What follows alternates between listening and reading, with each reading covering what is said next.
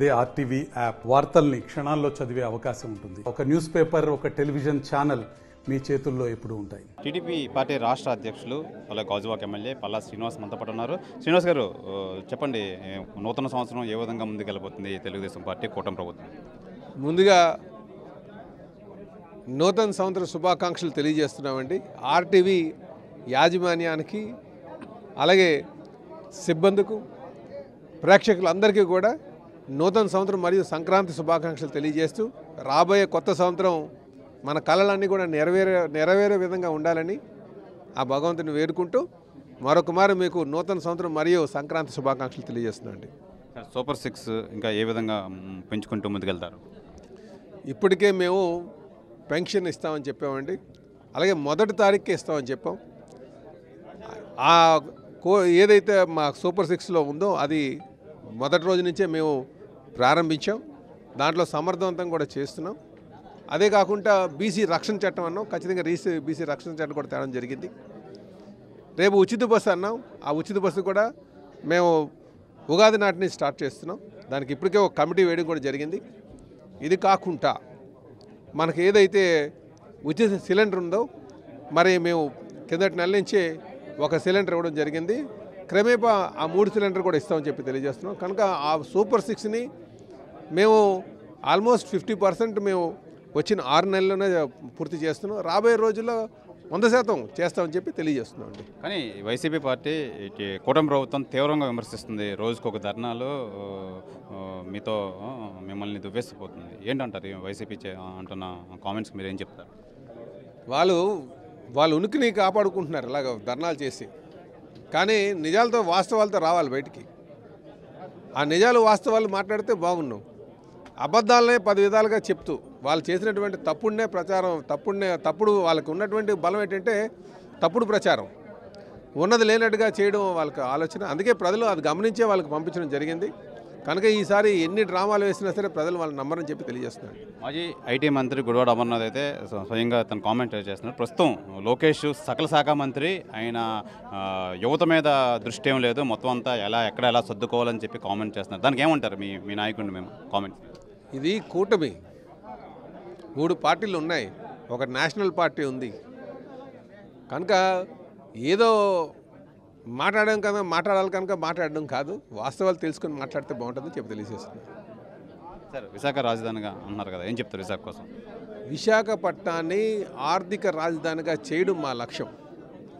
విశాఖపట్నంలో ఉన్నటువంటి ప్రజలందరూ కూడా శాంత కాముకులు.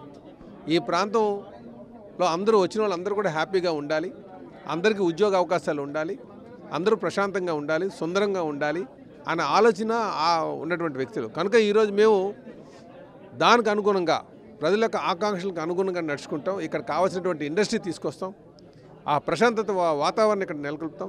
ఇక్కడ అనేక మంది ఆస్తులు కొనుక్కుని ఉన్నారు, వాళ్ళ ఆస్తులకు రక్షణ కల్పిస్తాం. ఇవన్నీ కూడా మా బాధ్యతగా మేము భావిస్తున్నాం.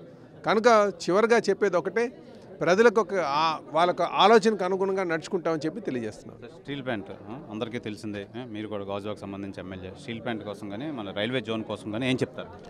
రైల్వే జోన్ ఇప్పటికే మనం ఆ ల్యాండ్ 50 acres ల్యాండ్ ముడసర్లో దగ్గర హ్యాండ్ ఓవర్ చేయడం జరిగింది జిఎం ఆఫీస్కి. త్వరలోనే ఆ టెండర్లు కూడా కాల్ చేస్తున్నారు. మేము ఏదైతే కూటమి ప్రభుత్వం మాట ఇచ్చిందో ఆ మాట ప్రకారంగా నాకు తెలిసి ఈ సంవత్సరం లోపలే, అంటే వచ్చే సంవత్సరం 2025 నాటికి అది పూర్తి అవుతుందనే, అంటే మొదలవుతున్నాయనే నమ్మకం మాకుంది. ఇకపోతే స్టీల్ ప్లాంట్కి సంబంధించి కూటమి ప్రభుత్వం అధికారంకి వచ్చిన వెంటనే సుమారు 1640 కోట్లు 1640 కోట్లు తీసుకొచ్చి అది మూతపడిపోతున్నటువంటి పరిస్థితిలో దాన్ని ఇక్కడ నించోబెట్టడం జరిగింది. ఈరోజు 2 బ్లాస్ట్ ఫర్నెస్లు ఫుల్ కెపాసిటీతో రన్ అవుతున్నాయి. అయితే దానికి ఇంకా ఆర్థిక సాయం అందించాల్సిన అవసరం ఉంది. మేము స్టీల్ ప్లాంట్ అంటే మాకు సెంటిమెంటు, దాన్ని పరిరక్షించే బాధ్యత మా పైన ఉంది.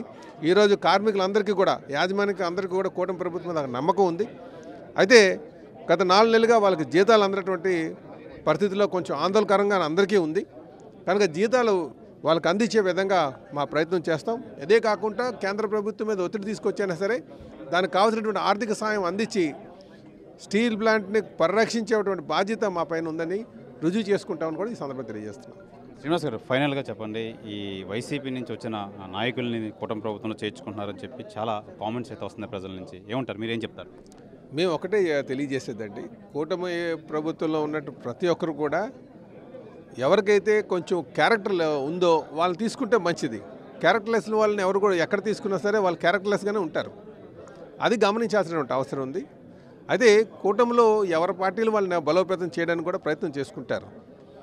కనుక మనం కొన్ని సందర్భాల్లో మనం మాట్లాడగలుగుతాం, కొన్ని సందర్భాల్లో మాట్లాడలేని పరిస్థితి ఉంటుంది. అంటే కూటమి ధర్మం అంటాం దాన్ని. అయితే చివరిగా అందరికీ తెలియజేసేది ఏంటంటే కొంచెం క్యారెక్టర్ ఉన్న వాళ్ళని తీసుకుంటే మంచిది, ఆ వైపు ఆలోచన చేస్తే బాగుంటుందని తెలియజేస్తున్నాను. ఇది ప్రధానంగా టీడీపీ రాష్ట్ర పార్టీ అధ్యక్షులు పల్లా శ్రీనివాస్ చెప్తున్నారు. రానున్న రోజుల్లో సూపర్ 6 అన్నీ మేము ప్రజలకు అమలు చేస్తాం, ప్రజలకు చెరువులో ఉంటాం, టీడీపీ ప్రభుత్వం ఏదైతే చెప్పిందో అవన్నీ ప్రజలకు అందించే విధంగా అయితే మేము ప్రయత్నాలు చేస్తున్నామని చెప్పి తెలియజేస్తున్నారు. కెమెరామెన్ అజయ్తో శివరామకృష్ణ టీవీ, విశాఖపట్నం నుంచి. మరిన్ని వీడియోస్ కోసం ఛానల్ ని సబ్స్క్రైబ్ చేయండి, లేటెస్ట్ అప్డేట్స్ కోసం వాట్సాప్ ఛానల్ ని ఫాలో చేయండి అండ్ లింక్ డిస్క్రిప్షన్ లో ఉంది.